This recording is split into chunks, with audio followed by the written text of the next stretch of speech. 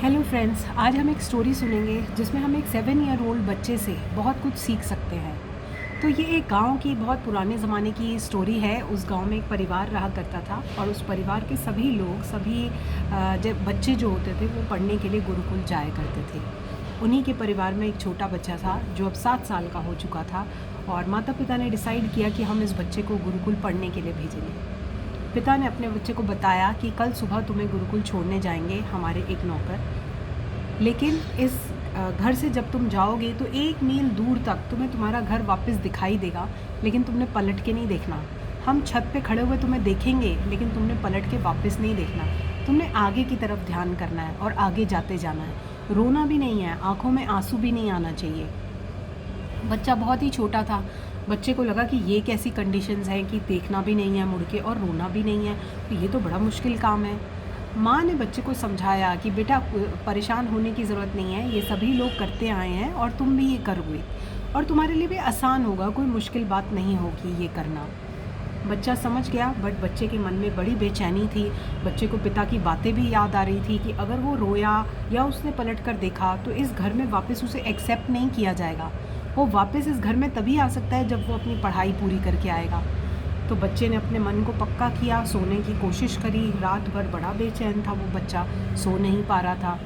दिन निकला, सुबह हुई, 4 बज गए। बच्चे के माता पिता कोई उसको छोड़ने के लिए बाहर नहीं आए। वो नौकर आया, उसको अपने घोड़े पर बिठाया और घोड़े पर बिठाकर ले जाने लगा। नौकर ने भी बच्चे से यही कहा कि बेटा हमें तुमसे बहुत उम्मीदें हैं, तुम्हारे माँ बाप को बहुत उम्मीदें हैं और वो छत पर खड़े हुए तुम्हें देख रहे हैं, लेकिन तुम पलटकर वापस मत देखना और आंखों में आंसू भी मत आने देना। वो बच्चा समझ गया और अपने मन को पक्का करते हुए उस नौकर के साथ चल पड़ा। 1 मील दूर जाने के बाद वो बच्चा वापस मुड़ के नहीं देखा उसने। और जब वो बच्चा बड़ा हो गया तो उसने अपनी डायरी में लिखा कि कितनी चैन की सांस आई उसे और कितनी तसल्ली हुई कि जब 1 मील दूर जाने के बाद भी उसने पलटकर वापस नहीं देखा और वो और आगे आगे जाता रहा। अब वो बच्चा गुरुकुल पहुंच गया, सुबह ही सुबह गुरुकुल पहुंच गया, लेकिन वहाँ पर उसको गेट पर ही रोक दिया गया और जो शिक्षक जिसने उन्हें शिक्षा देनी थी, बच्चे को पढ़ाना था, वो शिक्षक वहाँ आए और बोले कि देखो यहाँ प्रवेश करने के लिए, एंट्री के लिए भी आपको कुछ टेस्ट देना पड़ेगा। वो बच्चा बड़ा परेशान हो गया, छोटा सा बच्चा, 7 साल का बच्चा। अगर हमारे जैसे पेरेंट्स होते तो मुझे लगता है हम तो बच्चे के आसपास घूम घूम के उसको प्यार करके खुद भी रोते, उसको भी रुलाते, लेकिन उस ज़माने में पेरेंट्स ने ऐसा किया। जो आगे स्टोरी में सुनते हैं कि क्या इफ़ेक्ट आएगा उसका। तो वो बच्चा जो था वहाँ बैठा हुआ है गेट पर और वेट कर रहा है कि टीचर्स उसे एंट्री देंगे, लेकिन वो टीचर क्या बोलता है कि आपको एक टेस्ट देना पड़ेगा, तभी आप एंटर कर सकते हो। अब टेस्ट किस तरह का? टेस्ट कुछ इस तरह का कि बच्चे को वहाँ पर गेट पर आंखें बंद करके बैठे रहना है जब तक वो शिक्षक वापस नहीं आएगा और उस बच्चे को उठाएगा नहीं वहाँ से। ना तो उसे वहाँ से हिलना है, ना चलना है, ना बोलना है, ना आँखें खोलनी है। और अगर उसने आँखें खोली या वो आँखें खोल के इधर उधर देखेगा या चलेगा या कुछ बोलने की कोशिश करेगा तो उसे अंदर आने की परमिशन नहीं मिलेगी और उसका नौकर जो है वो बाहर ही बैठा हुआ उसका इंतज़ार कर रहा है और उसे वापस घर भेज दिया जाएगा। और घर जाएगा तो पेरेंट्स उसे आने नहीं देंगे। बच्चा बड़ी दुविधा में था। बच्चा वहाँ आंखें बंद करके बैठ गया कि अभी कुछ समय में शिक्षक आएंगे और उसको अंदर लेकर जाएंगे।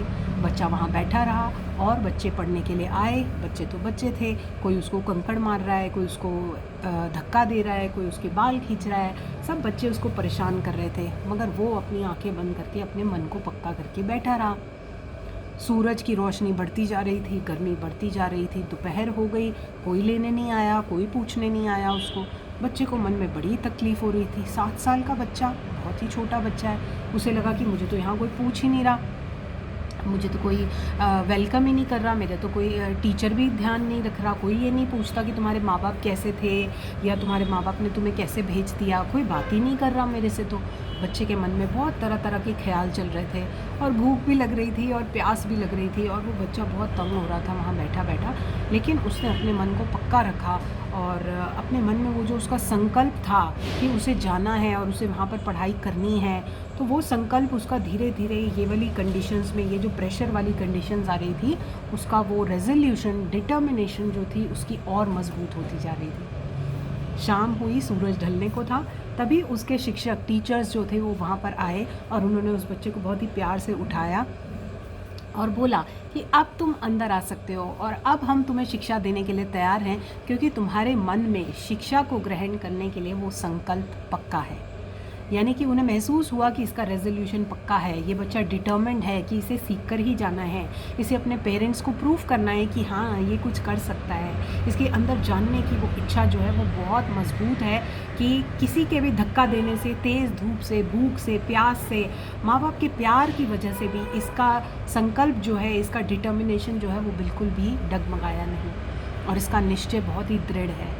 वो बच्चे को जो थे टीचर्स अंदर ले गए और वो बच्चा सेटल हो गया। जब वो बच्चा बड़ा हुआ तब उसने अपनी ये किताबों में लिखा कि उस समय जो बहुत कठोर लग रहे थे उसके पेरेंट्स और उसके जो टीचर्स, लेकिन उन्हीं की वजह से आज उसके जीवन में वो बदलाव आया है।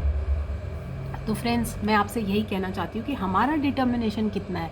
हमारा डिटर्मिनेशन तो इतना भी नहीं है कि हम 15 मिनट आंखें बंद करके बैठ सकें, राइट। आंखें बंद करके बैठना, अगर हम सिर्फ आंखें बंद करके ही नहीं बैठ सकते तो जीवन में हम और क्या संकल्प करेंगे और हम क्या अचीव करेंगे कि हम अपने हेल्थ के गोल सेट करेंगे, हम अपने एक्सरसाइज के गोल सेट करेंगे, हम अपने करियर के गोल सेट करेंगे। अगर आप सिर्फ एक सिंपल सा काम 15 मिनट आंखें बंद करके भी नहीं बैठ सकते हो तो ये हमें उस छोटे से बच्चे, 7 साल के बच्चे से सीखना है, उसके पेरेंट्स से सीखना है, उसके टीचर्स से सीखना है कि किस तरह से अपने डिटर्मिनेशन को पक्का किया जा सकता है, मन को मजबूत किया जा सकता है। आप हमारे साथ कनेक्ट कीजिए, हमारे पास भी बहुत सारे ऐसे तरीके हैं जहाँ हम आपको डिटर्मिन कर सकते हैं, जहाँ आप अपने रेजोल्यूशंस को पूरा कर सकते हैं और अपने जीवन में बहुत कुछ पा सकते हैं। I hope you will get the message from this story and I will be happy to help you. Thank you for listening. Bye bye.